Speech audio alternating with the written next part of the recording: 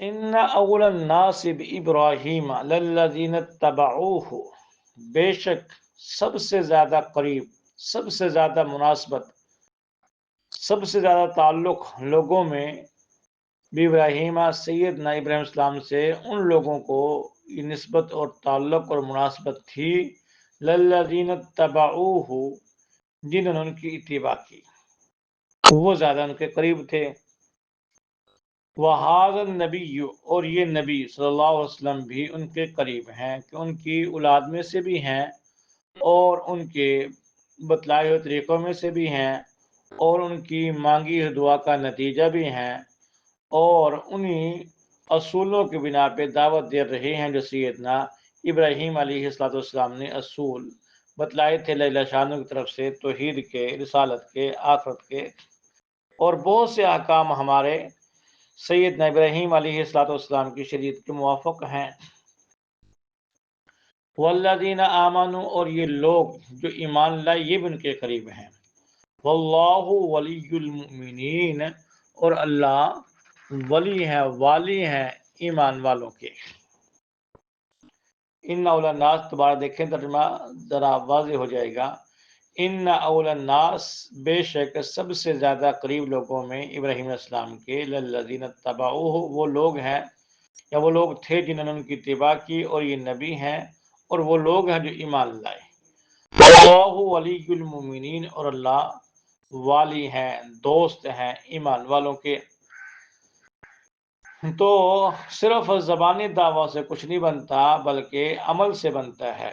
جنہوں نے سیدنا ابراہیم علیہ السلام کی اتباع کی، ان کا ساتھ دیا اور ان کے دین پر قائم رہے، وہ لوگ ان کے زیادہ قریب ہیں۔ اور یہ نبی کیونکہ اگرچہ بعد میں ہے، بہت عرصہ بعد آئے، لیکن انہی کے دین کے مطابق آگے دعوت دے رہے ہیں۔ اصول توحید کے وہی ہیں، رسالت کے اصول وہی ہیں، اور آخرت کے اصول، کیونکہ اصول میں تو سارے نبی مشترک ہیں۔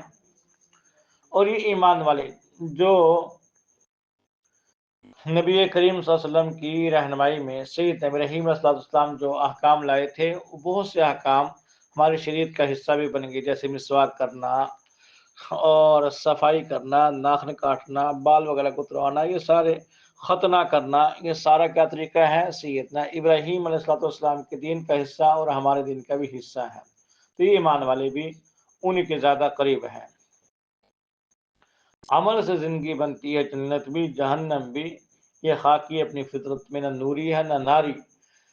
عمل کرو گے تو ان کے ساتھ آپ اپنے آپ کو کہہ سکتے ہیں، ان کا فرما بردار کہہ سکتے ہیں، ان کا ماننے والا کہہ سکتے ہیں۔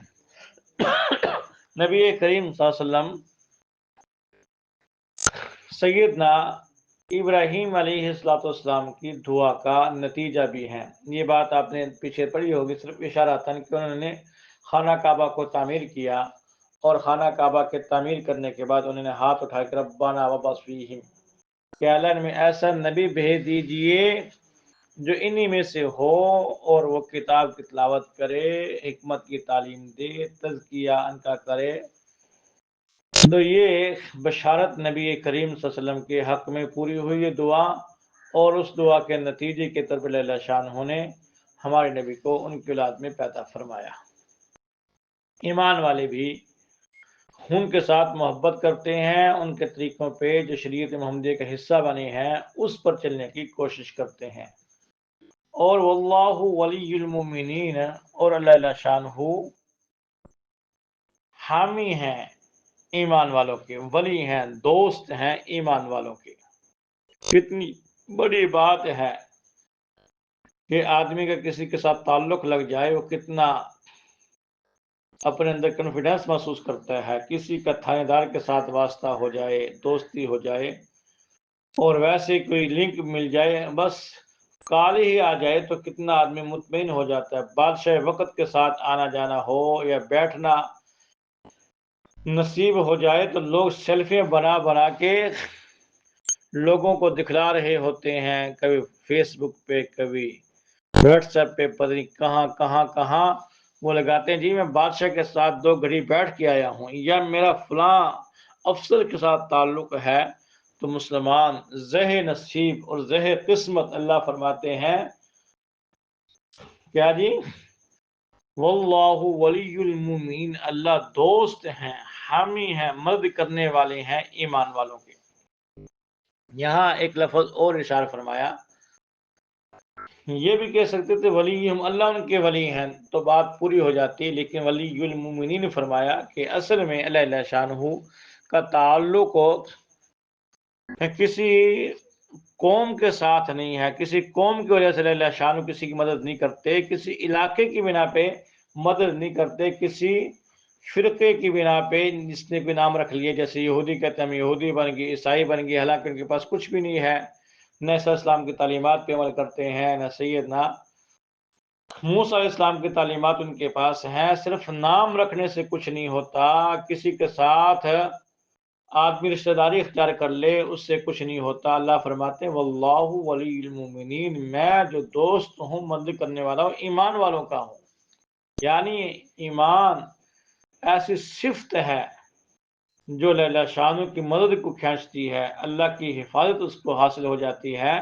جس میں ایمان ہو۔ ایمان تو اللہ شانہ کے ساتھ دوستی کرنے کے لیے ایمان اس درجے کا بنانا چاہیے جس پہ اللہ شانہ فرماتے ہیں تم میرے دوست ہو۔ جب انسان کو اللہ کی دوستی حاصل ہو جائے پھر آدمی دائیں بائیں سے بیگانہ ہو جاتا ہے، پھر اس کو کسی کی پرواہ نہیں ہوتی۔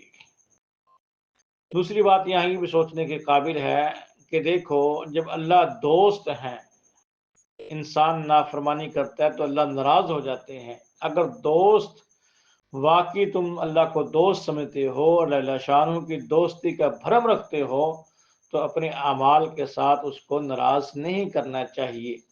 اگر کبھی کبھار کوئی نافرمانی ہو جائے، بد عملی ہو جائے تو دوست کو ناراض کون کرتا ہے؟ اور دوست وہ جو پوری کائنات کے تن تنہا مالک ہوں اور تمہارے خالق اور تمہارے رازق ہوں، اس کی دوستی اگر تمہیں نصیب ہو جائے اور اگر تمہارے بد عملی کی بنا پہ، نافرمانی کی بنا پہ تم سے ناراض ہو جائے تو تمہیں اس وقت تک چین نہیں آنا چاہیے جب تک اس دوست کو راضی نہ کر لو۔ دوست ہو اور تمہارے پاس اس سے بات کرنے کا موقع نہ ہو اور تمہارے پاس وقت نہ ہو تو کتنے افسوس کی بات ہے۔ دوستوں کے لیے تو آدمی اپنی مصروفیات کو آگے پیچھے کر دیتا ہے، جب دوست ملاقات کے لیے بلائے تو انسان کو بھاگ کے جانا چاہیے۔ تو اس لیے جو ایمان والے ہوتے ہیں جب اللہ شانہ ملاقات کو بلاتے ہیں تو اپنے سارے کام کاج کو چھوڑ کے اللہ کی ملاقات کو بھاگتے ہیں۔ ان کی تجارتیں، ان کے دنیاوی کام ان کو ملاقات سے نہیں روک سکتے، کتنی ہی مصروفیات کے اندر ہوں، جب دوست کا بلاوا آئے تو اس کو بھاگ کے جانا چاہیے۔ دیکھیے کسی دوست کا میسج آ رہا ہو تو لوگوں کو ہم نے دیکھا کہ موٹر سائیکل پہ بیٹھے ہوتے ہیں، وہاں میسج پڑھتے جا رہے ہوتے ہیں، حالانکہ کتنے خطرے کی بات ہے۔ اللہ شانہ کا پیغام قرآن کی شکل میں انسان کے پاس آیا، اس کو وقت ہی نہیں ہوتا پڑھنے کا، کئی ہفتے گزر جاتے ہیں۔ بعض لوگوں کو دیکھا کہ صرف سال کے بعد کبھی رمضان میں کھول کے دیکھ لیتے ہیں، پورا سال دوست کا پیغام پڑھنے کا وقت ان کے پاس نہیں ہوتا۔ ان العبد اذا قام فی الصلاۃ کان یناجی ربہ، نماز پڑھنے والا رب سے سرگوشیاں کرتا ہے، ملاقات اور مناجات کرتا ہے۔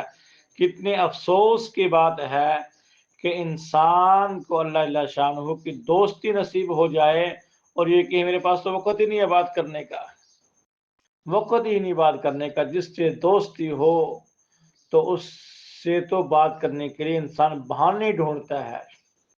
ہم نے دیکھا نہیں کہ رات کو اٹھ کے باتیں کرتے ہیں، چھپ کے باتیں کرتے ہیں، جس سے ذرا سی دوستی ہوتی ہے۔ دوستی کیا سارا فریب ہوتا ہے۔